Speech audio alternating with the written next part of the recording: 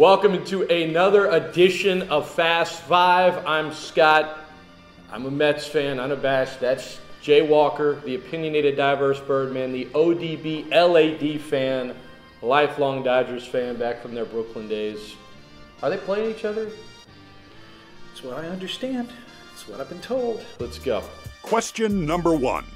Louisiana's Ragin Cajun football team is off to a disappointing 1-3 start. With the offense struggling to find a rhythm, this Saturday against Texas State, the Cajuns will blank. Find a rhythm. It's the Cajuns are going to go up against the Texas State defense that has just been god-awful all year long. They're giving up almost 50 points a game. Now, it may take a little while because they've changed defensive coordinators during the bye week, so the Cajuns will have to make some adjustments. But the Louisiana's going to move the football, and they're going to put it in the end zone. The Louisiana, I like that. I would love to tell him to shut up, but what he said. Question number 2. LSU's Leonard Fournette now has 1-2 odds in Vegas to win the Heisman. These odds are blank. The odds-on favorite, about right. You know, I mean, LSU's going to need to continue to win football games. They can't drop a bunch of games. But I think if they reach that 10-win mark, he probably will win the Heisman. How do you? Is it that, or do I have the wrong leg? I haven't paid that much attention, honestly. No, I mean, like, you don't know the Heisman pose? No. So you mean you haven't paid that much attention like your entire life? Well, I know that there's a pose. Right. But I just don't know which. I don't know if it's the left leg up or the right leg up, or you give us your right foot in and your left foot out, and you shake it all about. I mean, you know, it's hokey pokey Heisman. Get back in the shot. There. All right. Let's see Jay's Heisman pose.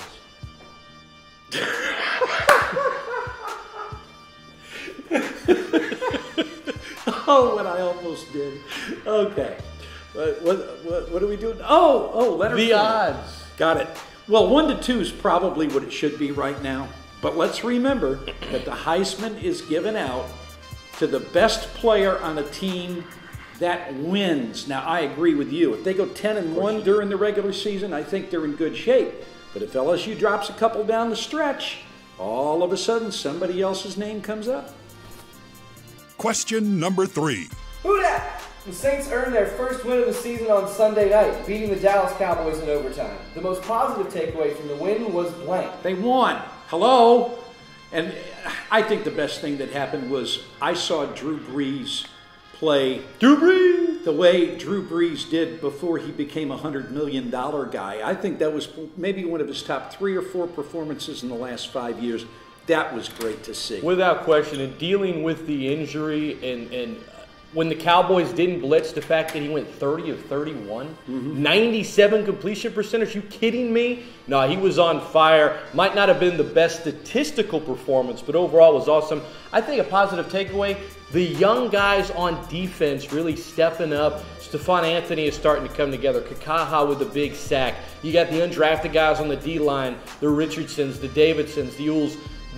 Delvin Breaux technically is an NFL rookie. The rookies on defense. I'm on a Heisman right there. How much more are you going to explain here? You're going to name like 19 more Saints? That's how many rookies they have playing defense. That's why it's a positive takeaway, even though they were playing Brandon Weeden. Brandon Weeden. Wouldn't have mattered. Saints own the Cowboys. This is true. Own them. Question number 4. Monday night, the Seattle Seahawks defeated the Detroit Lions, but not without controversy as a Seahawks defender illegally batted the ball out of bounds. If the correct penalty had been called, the Lions would have had first and goal from the 1-yard line with 1:51 left, down 3. Instead, Seattle got the ball and won the game.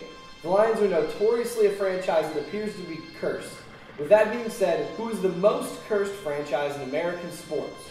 Boy, you know, I wouldn't say the Charlotte Bobcats because they haven't been around long. The Lions are up there.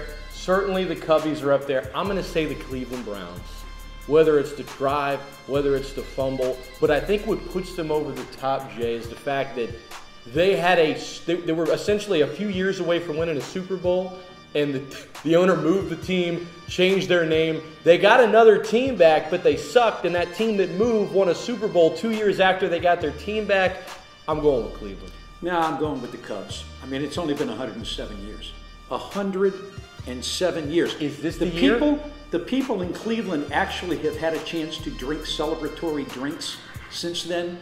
Now, it was before the Super Bowl came about, but they won some championships back in the 60s when they had the great Jim Brown. Autograph. The Cubs, well, let's see. You could take your age and my age and RB's age and put them together, and that's about how long it's been since the Cubs have won the World Series. Is this the year? No. No. Question number 5. This Friday, Jay's LA Dodgers will take on Scott's New York Mets in Los Angeles as the NLDS gets underway. The winner of the series will be blank. Oh, come on. Really? Here, let me help you. The Dodgers going into the weekend, they're a game behind for home field advantage. And what do? They go out and win and watch the Mets choke away a doubleheader on Saturday. Choke is an operative word. The Dodgers will win the series. Clayton Kershaw and Zach Greinke said to tell you hello. Meet the Mets. Meet the Mets. Step right up I don't need a and song. greet the See, Mets. Dodgers don't need a song. Bring your kitties, Do not bring need a your song. wife. Okay. They do. Guaranteed to have the time of your life because the Mets. All right. You can thank me later for putting an end to that. We are done with Fast 5 for today. We'll do it again next week, provided he's out of the hospital. For Scott, I'm Jay. Go Dodgers.